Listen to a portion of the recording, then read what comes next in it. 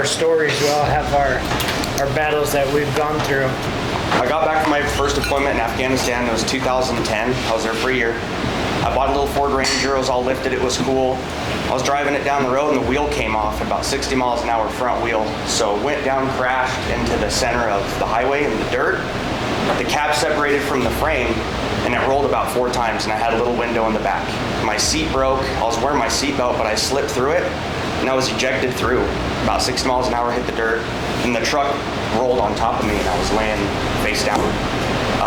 I was in and out of consciousness and I kept thinking I was coughing up water, but I hit the steering wheel with my face and my left eye popped out of my head and I ripped my lip off. And I collapsed my lungs and bruised my aorta. So I'm laying there, this is at night, I'm laying there dying in the middle of the road, a little down in the ditch. North Carolina State Troopers saw the accident, so we turned around, called the fire department, they showed up. I kept passing out, I was waking up, I could hear the fire department lifting the truck up off me. And then I saw their bunker jackets, the reflection as they pulled me out, put me in an ambulance. I had massive internal bleeding, so they had to put me on a helicopter right there in the middle of the road, flew me to UNC Chapel Hill. And for the first 3 days, I was just staring at a clock and I'd wake up and it'd be 10 p.m., close my eyes, wake up, it'd be 12 o'clock the very next day. So for those 3 days, I had an intubation tube down my throat. My left side was paralyzed because of trauma and all that. And I stayed a total of 9 days in the hospital. And when I got out, my platoon sergeant came and picked me up and brought me back and said, we're going to start your chapter paperwork to get you out of the Army. And I said, no, we're not doing that. So he's like, okay, well, we're going to put you on what's called a dead man's profile. So for 4 months, I couldn't do anything. I couldn't stand in formation. I couldn't wear body armor. I couldn't ride a military vehicle. I couldn't hold my weapon. I was literally useless. And I showed up to a brand new unit. So I got back from Afghanistan, showed up to a new unit, and in the infantry world, I was a paratrooper. If you show up broken, you're useless, and nobody wants anything to do with you because you can't do your job, right? So I had my squad leader, I'm not gonna name his name, he's a great guy, but he's doing secret squirrel stuff, so I don't wanna say who he is. He looked at me and he said, I'm kicking you out of the Army, whether you like it or not. You can't do anything.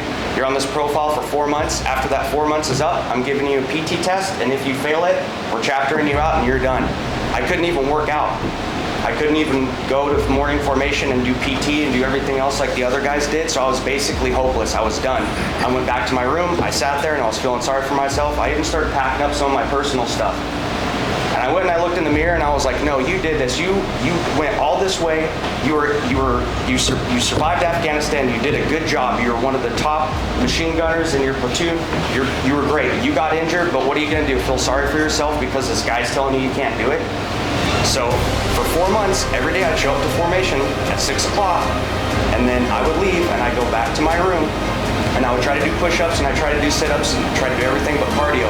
But since my lungs were collapsed and they were bleeding, I had minor blood clots in there still, so it felt like I was breathing through a straw for that first month. But I just kept digging. My left side was still all messed up. I've had no grip strength in my left hand, so I was just trying to do push-ups as much as I could. I get to maybe 4 or 5, barely do sit-ups until I just couldn't breathe. Did that for 4 months and 4 months. That next day, before we did the PT test, the sergeant came up to me and he's like, you ready to fail tomorrow? And I said, yeah, Sergeant, I'm ready. He said, okay. That morning, line up. You have 4 rows, so you have, when you're doing the PT test, first thing's push-ups. It's comprised of push-ups, sit-ups, and a 2-mile run. You can score 100 in each event, 300's a perfect score. I had a crowd around me on my side because everybody was so ready for me to fail my push-ups. They're like, here we go, he's out, he's done, because if I didn't get the minimum requirement on the first event, you're done. So I ended up scoring 100 points on that. So I think it was like 80 push-ups or something. So then they were like, whatever. Did the sit-ups, scored 100 points on that. Okay, he's gonna fail the run.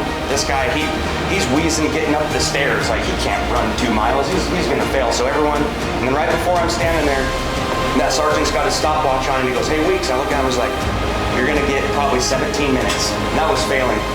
And so I was like, okay, so that negative talk was just in my head the whole time.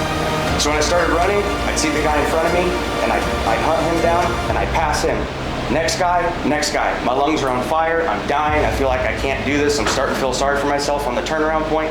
And you don't know what your time is, you don't know when you're gonna finish, but I just kept pushing and pushing and pushing. The same dude that said 17 minutes, right when I went by, he stopped at 13 minutes and 1 second. I scored a 299 on my physical fitness test, the highest score in my platoon. Just because I believed in myself and I knew I could do it. Even after everybody told me that I was nothing, I was a piece of crap, I was gonna get kicked out, I didn't. After that, I just kept moving forward. I got promoted before my peers, the other specialists, and then I was the same rank as that guy that told me I was gonna do nothing, and then I even got promoted to staff sergeant before he did. So basically, you're in control of yourself. All the naysayers out there are gonna tell you you're nothing because they're afraid. They're too afraid to do it.